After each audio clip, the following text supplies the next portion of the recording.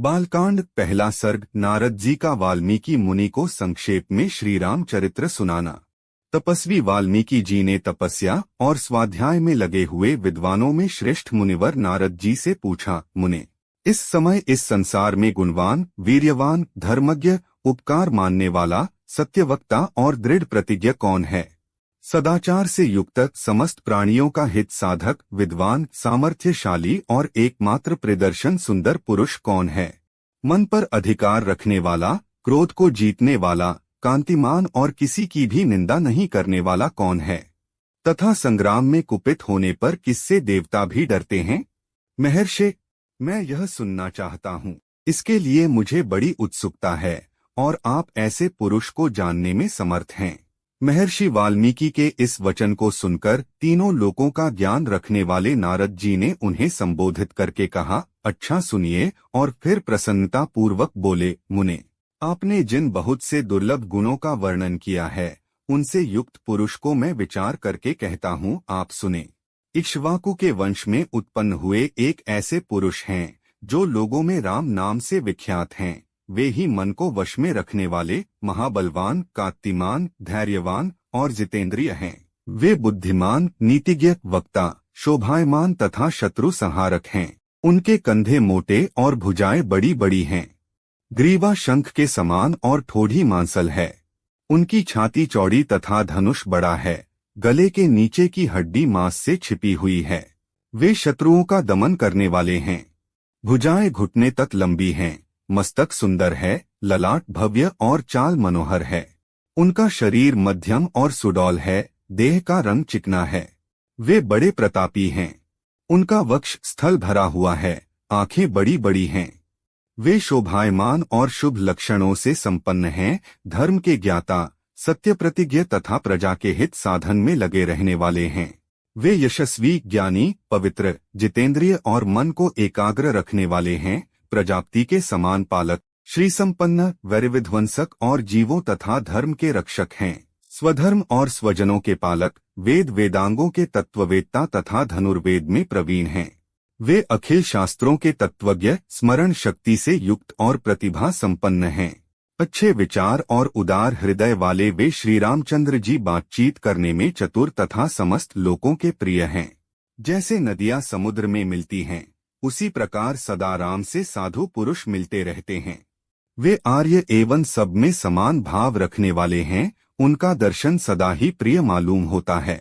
संपूर्ण गुणों से युक्त वे श्री रामचंद्र जी अपनी माता कौशल्या के आनंद बढ़ाने वाले हैं। गंभीरता में समुद्र और धैर्य में हिमालय के समान हैं। वे विष्णु भगवान के समान बलवान हैं। उनका दर्शन चंद्रमा के समान मनोहर प्रतीत होता है। वे क्रोध में कालाग्नि के समान और क्षमा में पृथ्वी के सदृश हैं। त्याग में कुबेर और सत्य में द्वितीय धर्मराज के समान हैं। इस प्रकार उत्तम गुणों से युक्त और सत्य पराक्रम वाले सद्गुणशाली अपने प्रियतम ज्येष्ठ पुत्र को, जो प्रजा के हित में संलग्न रहने वाले थे, प्रजावर्ग का हित करने की इच्छा से राजा दशरथ ने प्रेमवश युवराज पद पर अभिषिक्त करना चाहा। तदंतर राम के राज्याभिषेक की तैयारियां देखकर रानी कैकेयी ने, जिसे पहले ही वर दिया जा चुका था, राजा से यह वर मांगा कि राम का वनवास और भरत का राज्याभिषेक हो। राजा दशरथ ने वचनबद्ध होने के कारण धर्म बंधन में बंधकर प्यारे पुत्र राम को वनवास दे दिया। कैकेयी का प्रिय करने के लिए पिता की आज्ञा के अनुसार उनकी प्रतिज्ञा का पालन करते हुए वीर रामचंद्र वन को चले।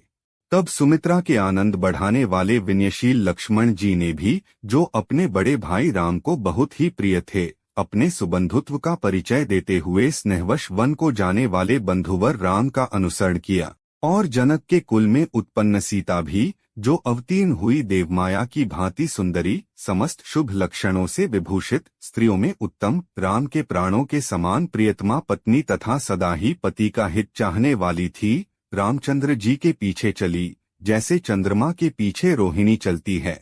उस समय पिता दशरथ ने अपना सारथी भेजकर और पूर्ववासी मनुष्यों ने स्वयं साथ जाकर दूर तक उनका अनुसरण किया। फिर श्रृंगवेरपुर में गंगा तट पर अपने प्रिय निषादराज गुह के पास पहुंचकर धर्मात्मा श्री रामचंद्र जी ने सारथी को अयोध्या के लिए विदा कर दिया। निषादराज गुह, लक्ष्मण और सीता के साथ राम ये चारों एक वन से दूसरे वन में गए। मार्ग में बहुत अधिक जल वाली अनेकों नदियों को पार करके भरद्वाज के आश्रम पर पहुंचे और गुह को वहीं छोड़ भरद्वाज मुनि की आज्ञा से चित्रकूट पर्वत पर गए। वहां वे तीनों देवता और गंधर्वों के समान वन में नाना प्रकार की लीलाएं करते हुए एक रमणीय पर्णकुटी बनाकर उसमें सानंद रहने लगे। राम के चित्रकूट चले जाने पर पुत्र शोक से पीड़ित राजा दशरथ उस समय पुत्र के लिए उसका नाम ले लेकर विलाप करते हुए स्वर्गगामी हुए। उनके स्वर्ग गमन के पश्चात वशिष्ठ आदि प्रमुख ब्राह्मणों द्वारा राज्य संचालन के लिए नियुक्त किए जाने पर भी महाबलशाली वीर भरत ने राज्य की कामना न करके पूज्य राम को प्रसन्न करने के लिए वन को ही प्रस्थान किया। वहां पहुंचकर सद्भावना युक्त भरत जी ने अपने बड़े भाई सत्य पराक्रमी महात्मा राम से याचना की और यूं कहा कि धर्मज्ञ आप ही राजा हों।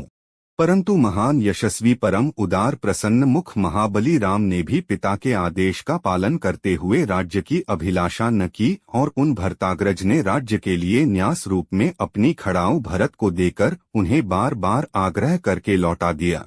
अपनी अपूर्ण इच्छा को लेकर ही भरत ने राम के चरणों का स्पर्श किया और राम के आगमन की प्रतीक्षा करते हुए वे नंदीग्राम में राज्य करने लगे। भरत के लौट जाने पर सत्य प्रतिज्ञ जितेंद्रिय श्रीमान राम ने वहां पर पुनः नागरिक जनों का आना जाना देखकर उनसे बचने के लिए एकाग्र भाव से दंडकारण्य में प्रवेश किया। उस महान वन में पहुंचने पर कमल लोचन राम ने विराध नामक राक्षस को मारकर शरभंग, सुतीक्ष्ण, अगस्त्य मुनि तथा अगस्त्य के भ्राता का दर्शन किया। फिर अगस्त्य मुनि के कहने से उन्होंने ऐन्द्र धनुष, एक खंग और 2 तूनीर जिनमें बाण कभी नहीं घटते थे प्रसन्नता पूर्वक ग्रहण किए। एक दिन वन में वंचरों के साथ रहने वाले श्री राम के पास असुर तथा राक्षसों के वध के लिए निवेदन करने को वहां के सभी ऋषि आए। उस समय वन में श्री राम ने दंडकारण्यवासी अग्नि के समान तेजस्वी उन ऋषियों को राक्षसों के मारने का वचन दिया और संग्राम में उनके वध की प्रतिज्ञा की। वहां ही रहते हुए श्री राम ने इच्छानुसार रूप बनाने वाली जनस्थान निवासिनी शूर्पणखा नाम की राक्षसी को लक्ष्मण के द्वारा उसकी नाक कटवाकर कुरूप कर दिया। तब शूर्पणखा के कहने से चढ़ाई करने वाले सभी राक्षसों को और खर, दूषण, त्रिशिरा तथा उनके पृष्ठपोषक असुरों को राम ने युद्ध में मार डाला। उस वन में निवास करते हुए उन्होंने जनस्थान वासी 14,000 राक्षसों का वध किया। तदंतर अपने कुटुंब का वध सुनकर रावण नाम का राक्षस क्रोध से मूर्छित हो उठा और उसने मारीच राक्षस से सहायता मांगी। यद्यपि मारीच ने यह कहकर कि रावण उस बलवान राम के साथ तुम्हारा विरोध ठीक नहीं है, रावण को अनेकों बार मना किया, परंतु काल की प्रेरणा से रावण ने मारीच के वाक्यों को टाल दिया और उसके साथ ही राम के आश्रम पर गया। मायावी मारीच के द्वारा उसने दोनों राजकुमारों को आश्रम से दूर हटा दिया और स्वयं राम की पत्नी सीता का अपहरण कर लिया। जाते समय मार्ग में विघ्न डालने के कारण उसने जटायु नामक गिद्ध का वध कर दिया। तत्पश्चात जटायु को आहत देखकर और उसी के मुख से सीता के हरण की जानकारी सुनकर रामचंद्र जी शोक से पीड़ित होकर विलाप करने लगे।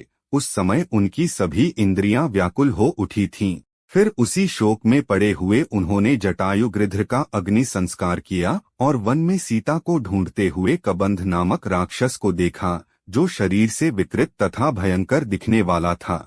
महाबाहु राम ने उसे मारकर उसका भी दाह संस्कार किया, अतः वह स्वर्ग को चला गया। जाते समय उसने राम से धर्मचारिणी शबरी का पता बतलाया और कहा, रघुनंदन, आप धर्मप्रायणा सन्यासिनी शबरी के आश्रम पर अवश्य जाइए। शत्रुहंता महान तेजस्वी दशरथ कुमार राम शबरी के यहाँ गए। उसने इनका भली भांति पूजन किया। फिर वे पंपासर के तट पर हनुमान नामक वानर से मिले और उन्हीं के कहने से सुग्रीव से भी मेल किया। तदंतर महाबलवान राम ने आदि से ही लेकर जो कुछ हुआ था वह और विशेषतः सीता का वृत्तांत सुग्रीव से कह सुनाया। वानर सुग्रीव ने राम की सारी बातें सुनकर उनके साथ प्रेम पूर्वक अग्नि को साक्षी बनाकर मित्रता की। उसके बाद वानर राज सुग्रीव ने स्नेहवश बाली के साथ वैर होने की सारी बातें राम से दुखी होकर बतलाईं। उस समय राम ने बाली को मारने की प्रतिज्ञा की। तब वानर सुग्रीव ने वहां बाली के बल का वर्णन किया, क्योंकि सुग्रीव को राम के बल के विषय में बराबर शंका बनी रहती थी। राम की प्रतीति के लिए उन्होंने दुंदुभी दैत्य का महान पर्वत के समान विशाल शरीर दिखलाया। महाबली महाबाहु श्री राम ने तनिक मुस्कुराकर उस अस्थि समूह को देखा और पैर के अंगूठे से उसे 10 योजन दूर फेंक दिया। फिर एक ही महान बाण से उन्होंने अपना विश्वास दिलाते हुए 7 ताड़ वृक्षों को बींध डाला। तदंतर राम के इस कार्य से महाकपि सुग्रीव मन ही मन प्रसन्न हुए और उन्हें राम पर विश्वास हो गया। फिर वे उनके साथ किष्किंधा गुहा में गए।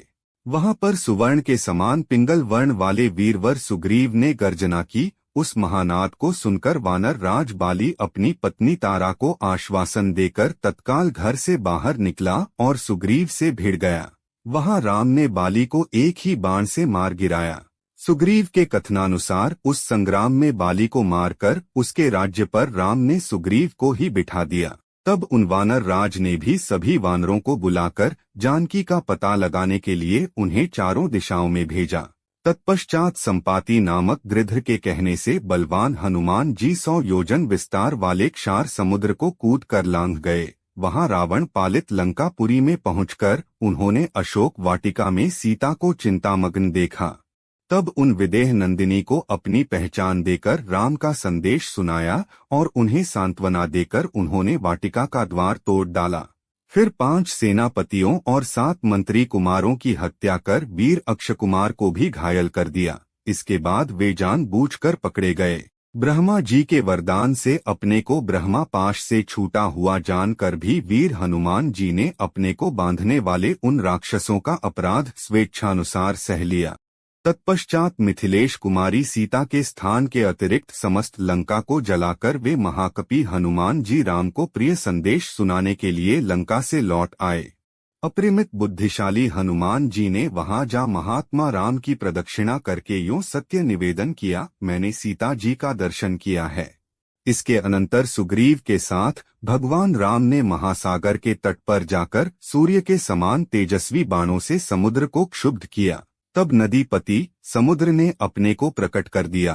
फिर समुद्र के ही कहने से राम ने नल से पुल निर्माण कराया। उसी पुल से लंकापुरी में जाकर रावण को मारा। फिर सीता के मिलने पर राम को बड़ी लज्जा हुई। तब भरी सभा में सीता के प्रति वे मर्म भेदी वचन कहने लगे। उनकी इन बातों को न सह सकने के कारण साध्वी सीता अग्नि में प्रवेश कर गईं। इसके बाद अग्नि के कहने से उन्होंने सीता को निष्कलंक माना। महात्मा रामचंद्र जी के इस महान कर्म से देवता और ऋषियों सहित चराचर त्रिभुवन संतुष्ट हो गया। फिर सभी देवताओं से पूजित होकर राम बहुत ही प्रसन्न हुए और राक्षस राज विभीषण को डोट लंका के राज्य पर अभिषिक्त करके कृतार्थ हो गए। उस समय निश्चिंत होने के कारण उनके आनंद का ठिकाना न रहा। यह सब हो जाने पर राम देवताओं से वर पाकर और मरे हुए वानरों को जीवन दिलाकर अपने सभी साथियों के साथ पुष्पक विमान पर चढ़कर अयोध्या के लिए प्रस्थित हुए।